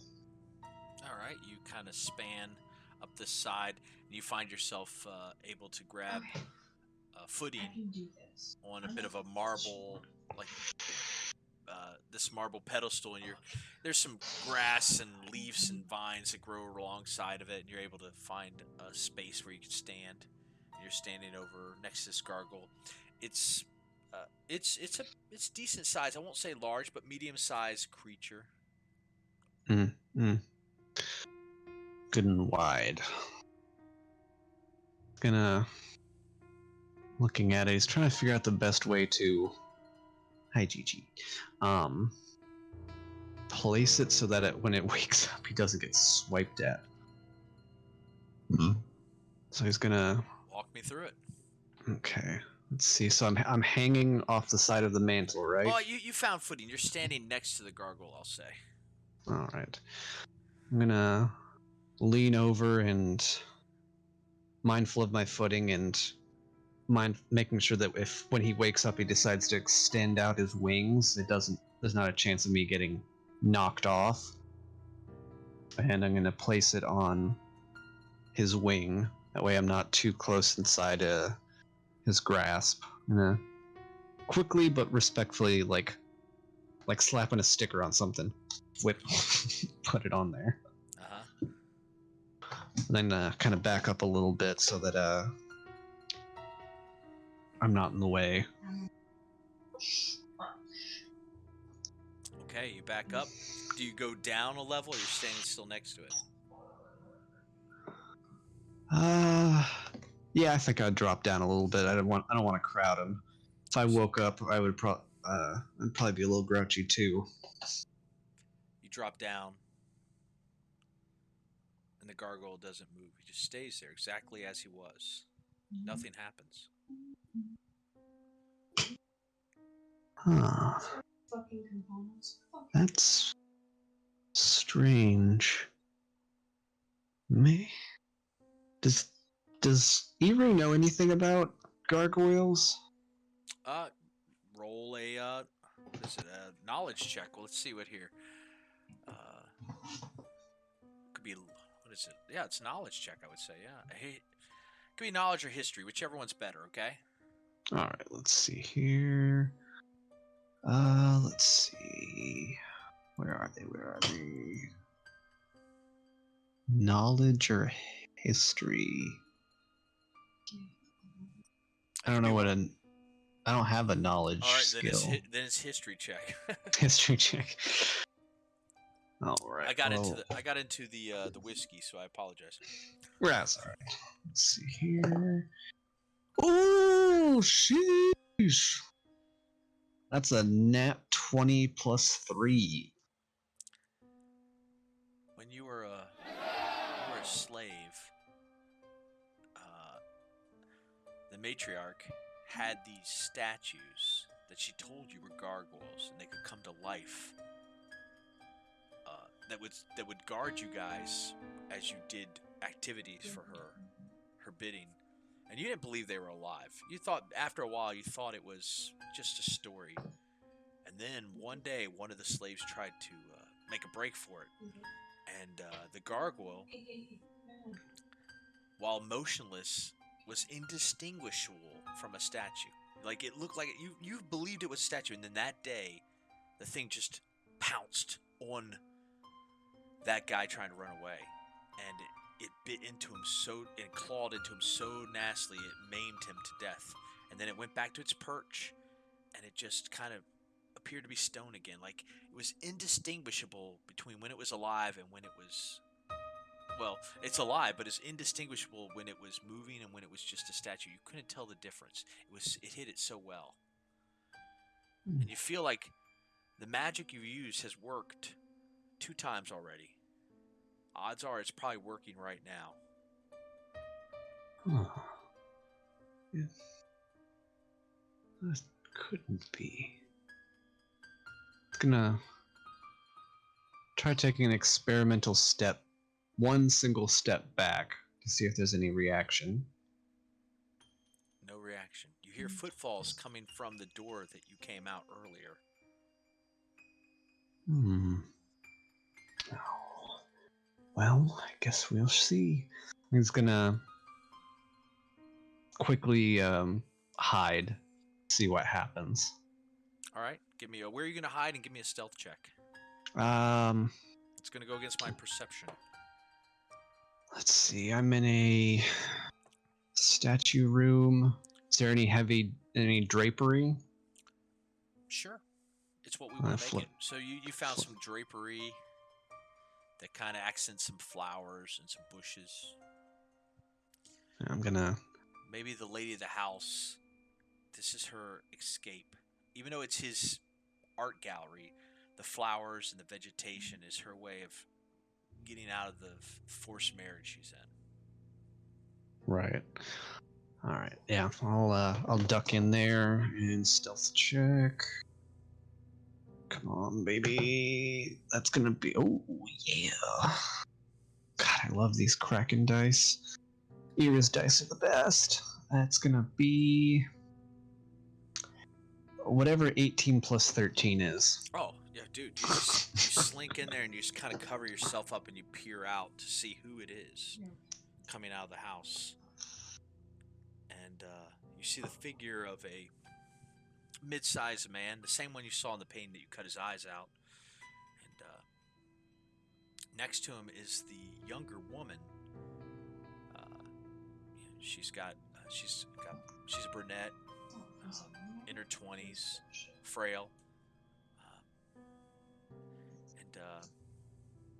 and she looks like she just is always weeping, like she's always crying. Mm. And so the gentleman comes out with his lantern. Who goes there? Show yourself! And he peers the lantern around. And they both creep down the stairs into the...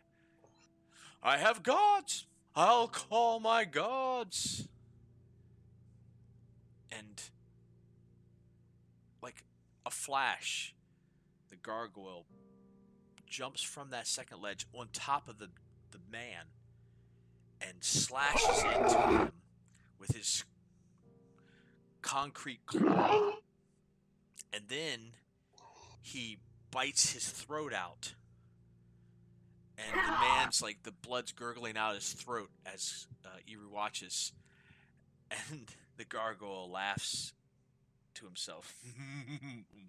Now the gargoyle talks Tarian. Do you speak Tarian? I doubt it.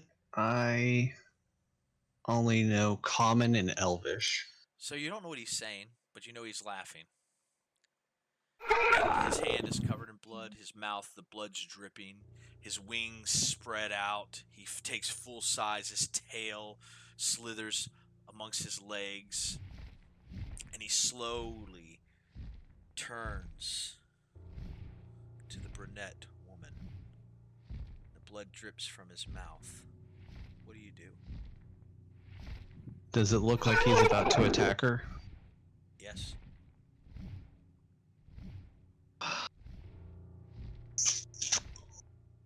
Well, looks like we're gonna have to go with a sneak attack.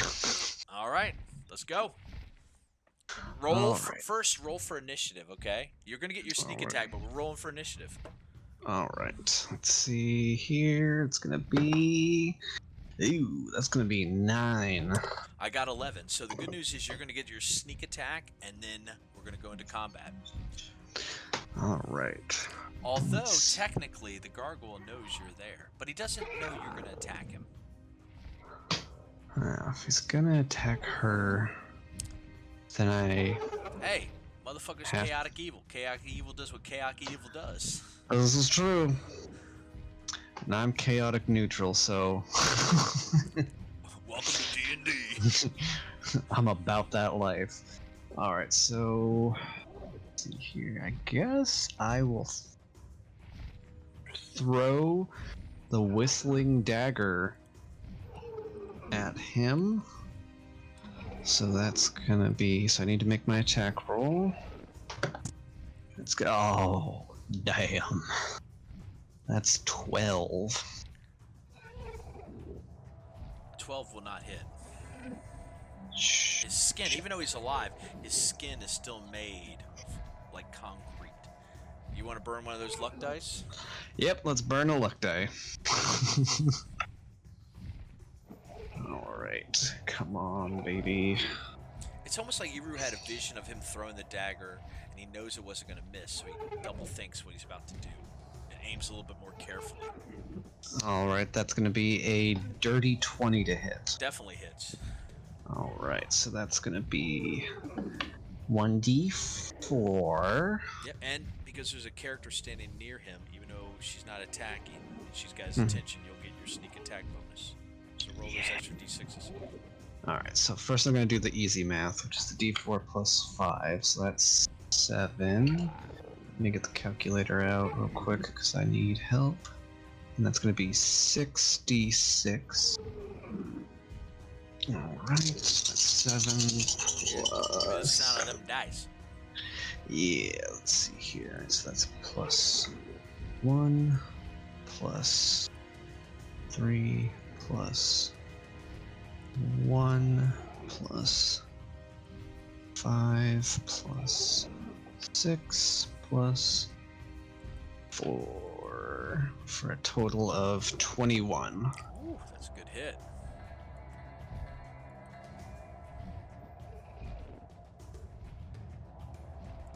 From your magical dagger. So Iru envisioned the first throw, and he knew if he was gonna miss. It kind of hit. It's almost like he had that deja vu of it missing. So he's like, I gotta just aim a little bit more to the right, and I can get under his arm. And he throws Whistler right under his arm, and the dagger slides under his arm as he's about to slice this woman, and it gets under his arm, and then all Iru has to do is whistle.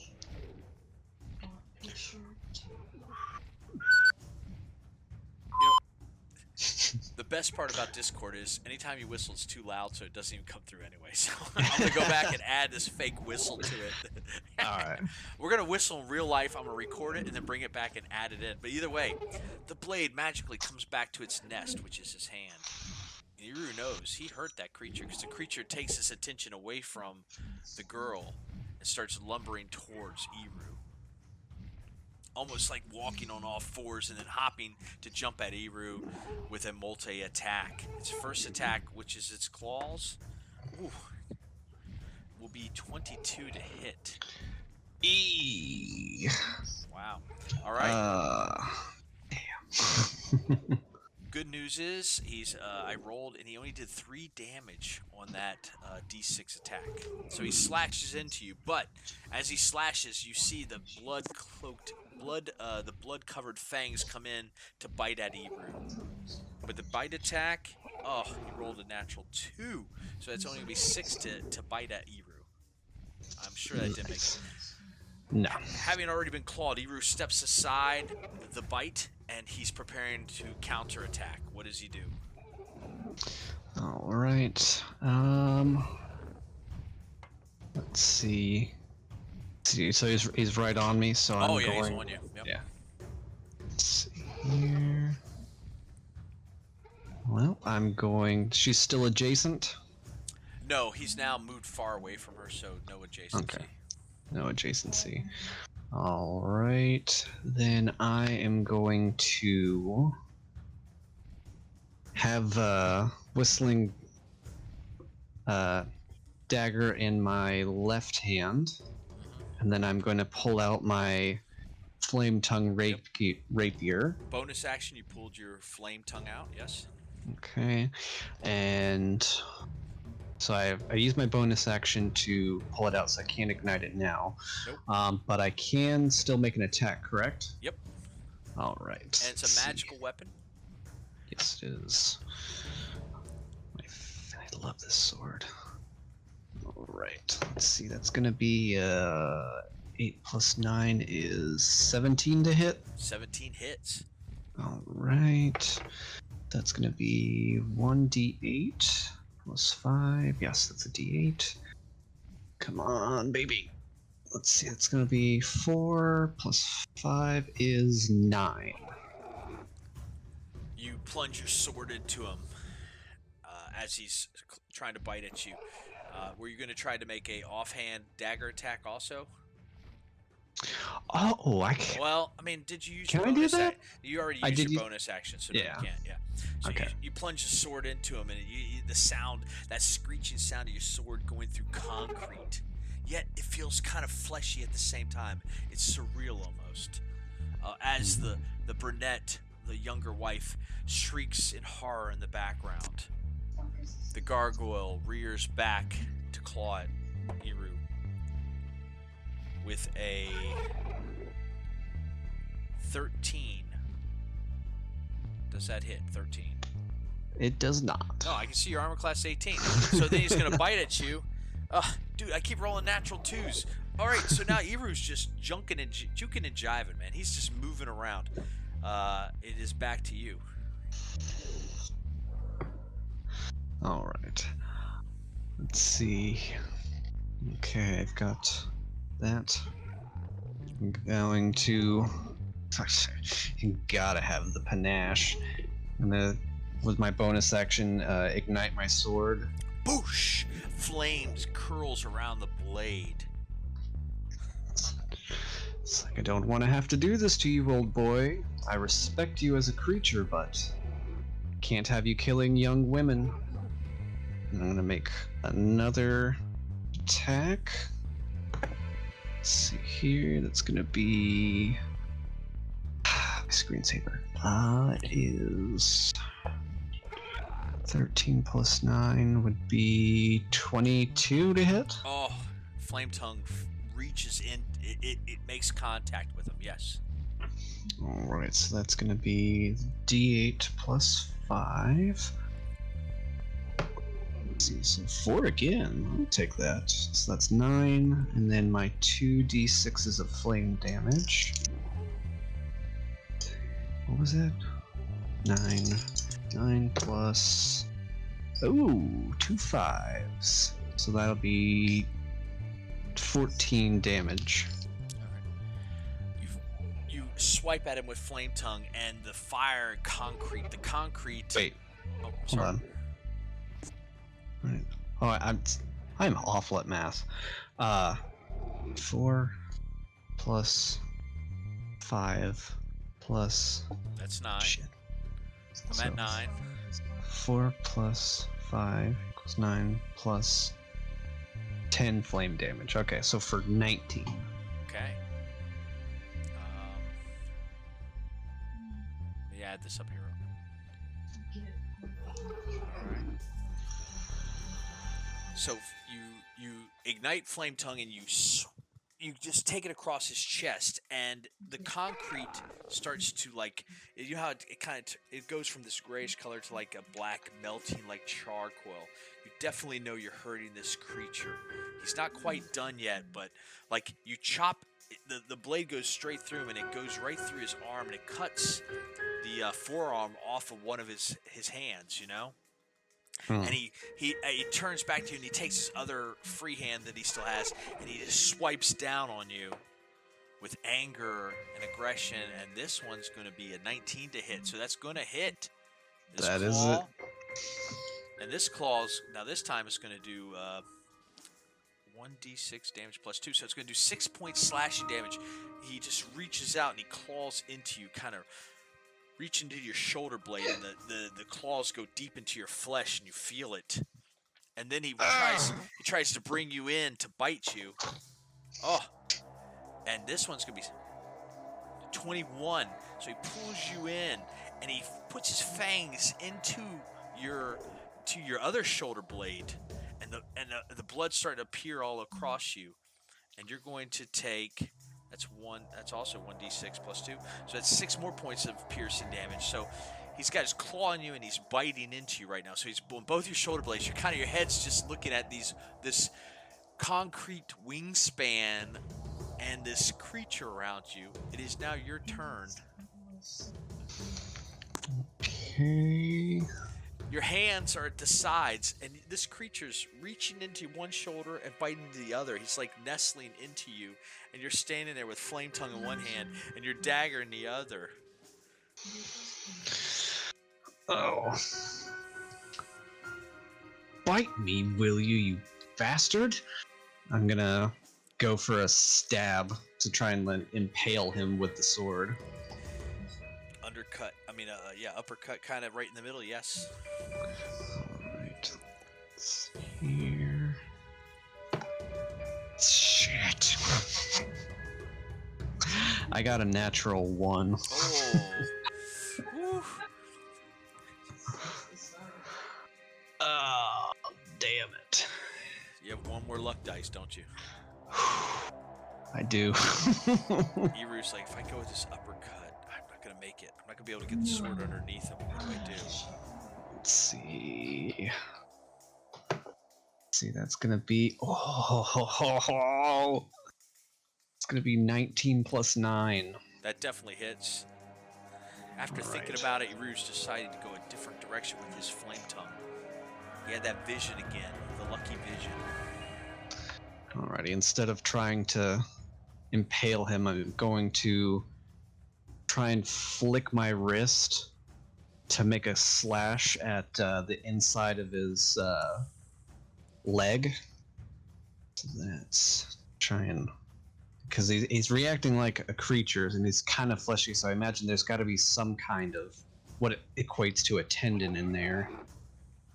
Let's see, 1d8. 5 plus 5, that's 10. Let's see, clear, so I'm at 10. And then the 2 flame dice. Oh, let's go, come on, baby. That's gonna be plus 6 plus 4. Shit, no. Let's see. 10 plus 6 plus 4. It's gonna be 20 damage.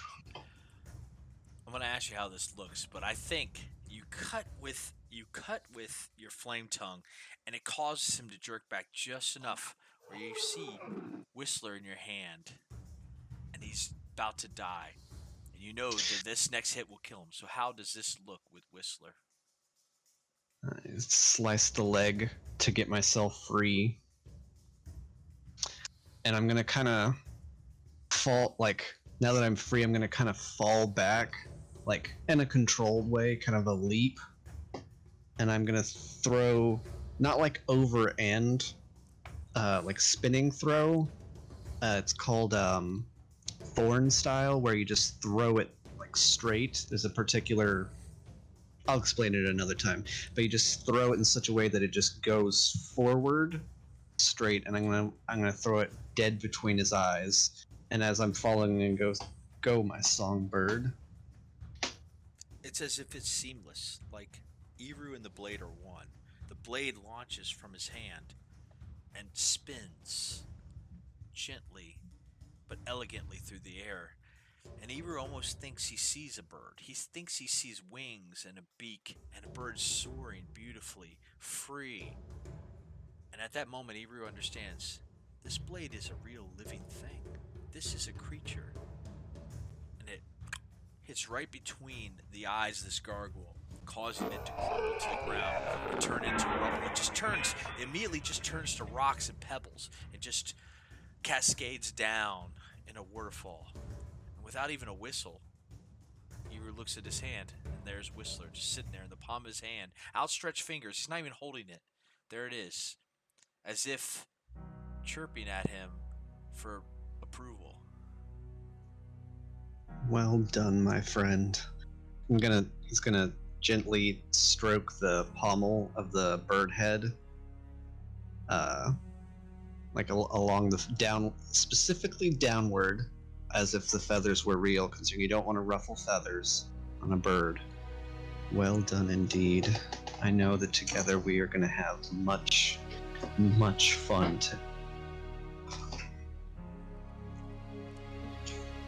And I'm gonna. I've got straps. I'm gonna place it in the most prominent spot on my like chest holster for my knives. It's like right over my heart, as a point of honor for it. Instead of hiding it, I want it to be seen, because it deserves to be seen. I'll gently stroke it while it's there. You and me, my friend. You and me. And the young lady, she falls back to the ground and she kind of puts her hands up in fear of Eru. No, don't hurt me. Don't hurt me. Oh dear. I'm terribly sorry. No, I'm not going to hurt you.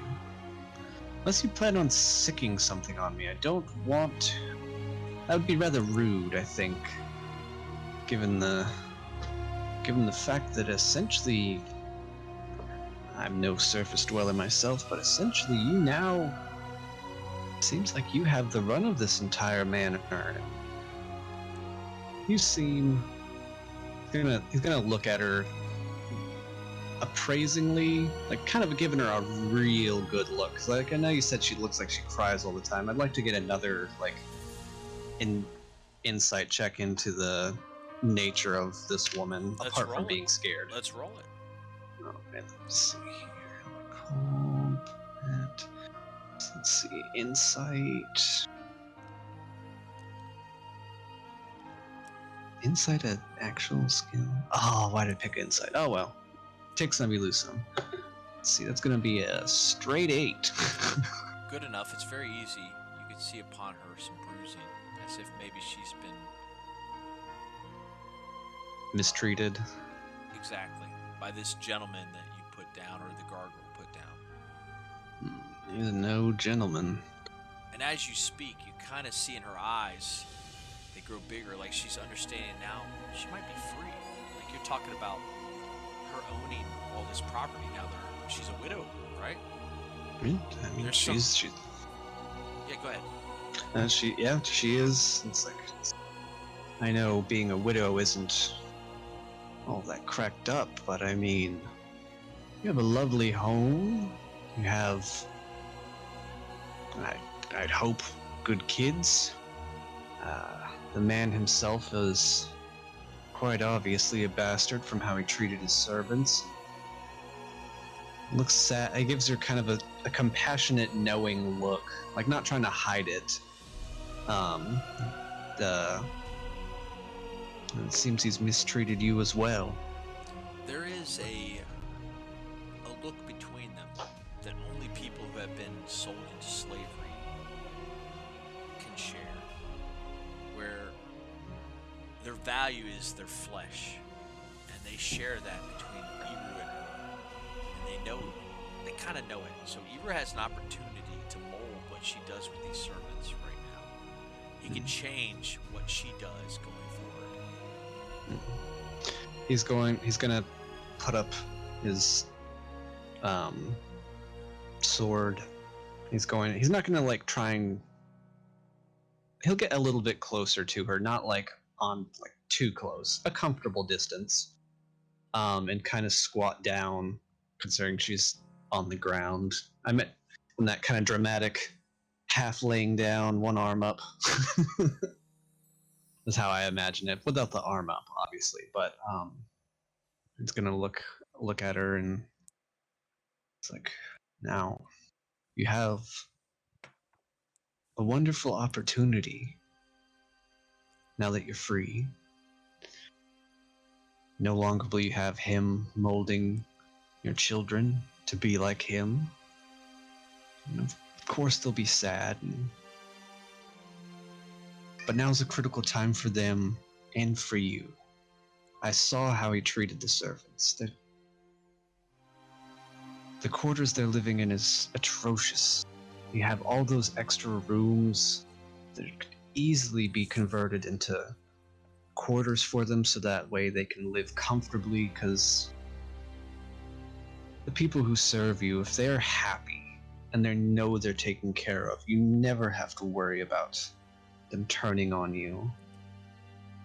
And if you take this opportunity to invest in their lives and see them as people, which I'm not saying you don't, you seem much kinder than he is, but bring them in, treat them better, and once you've cleaned up the remnants of this gargoyle, I think it would be nice, and maybe he's gonna look at her kind of mischievously. Even if there is an afterlife and that old bastard is watching, I think knowing that people getting to come in and appreciating these fine sculptures would really dig his craw. Roll in his grave, as it were.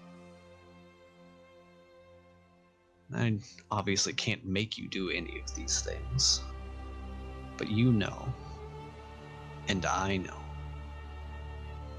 how it feels to be mistreated.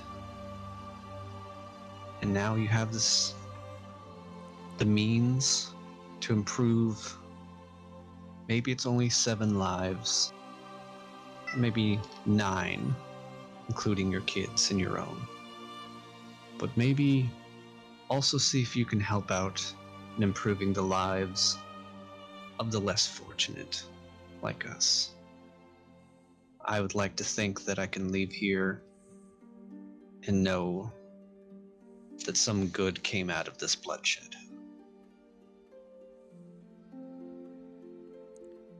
She trembles. I'll do what I can with my second chance. Thank you. Of course. You don't have to thank me. Glad to do it. I may be rather a frightful sight sometimes, but there's good in this world, and sometimes you gotta be that good that you want to see. I'm glad to see that it looks like you will be too. Is there anything else I can do for you? Is there anything that I can help you with? She's a bit shell-shocked. She doesn't, I mean, her husband died, her, abusive husband died, so now she's free. She's got a lot of thinking to do. Let's see. He's gonna stand up and offer his hand out openly to help her up and try and find a settee for her to sit on so she's not on the cold ground.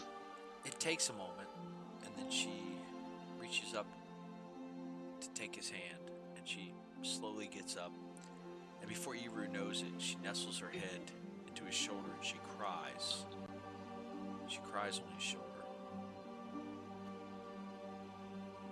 And he puts his hand, I imagine the kind of her arms around his, and she's crying into it. He places it gently on hers and just doesn't say anything. He just is there until she's ready. After about 8 minutes, she collects herself. She steps back. I'll do the things that weren't afforded to me for them. We'll Good. tell the people that the gargoyle came to life and killed my husband. And I will make right this opportunity you've given me this night. And we will never speak of it. Wonderful idea. No, we shan't speak of it. And if anyone should ask how you managed to escape, well, I'm sure a smart woman like you can come up with something. Fare thee But well, I'm- Dark Traveler. I hope you find what it is you're looking for. As do I, my lady. Fare thee well. He'll tip his hat instead of taking it off. He'll tip it to her and stroll off determined. A very confident step into the shadows toward, like making his way out. Gotta be mysterious. Meld into the shadows and leave the manor. Niru finds himself upon the streets of Waterdeep, walking. As he makes his way back to the trade district, he thinks to himself, I've had the highs and the lows. I've seen the worst of humanity.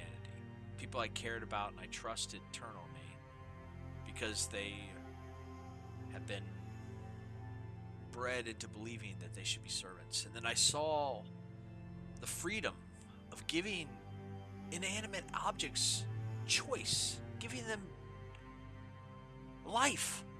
And they chose, in many cases, not to be evil, but to be just, except for the gargoyle. A gargoyle is as a gargoyle does, I suppose. And he pats the gentle dagger upon his breast, or wherever he put it. I'm sorry.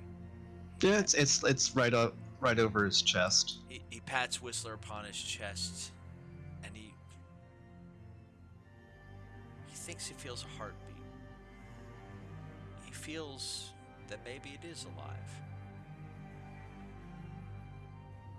It was a good night. And he wanders back to the White Buck Inn, and he walks into the door, and he still hears music and drinking going on, even though it's like 4:30 in the morning, and he can see Fenrir deep in his cups, drinking with wenches around him, having a good time, and he knows Percy's probably upstairs asleep in a hammock of sorts. With his little nightcap.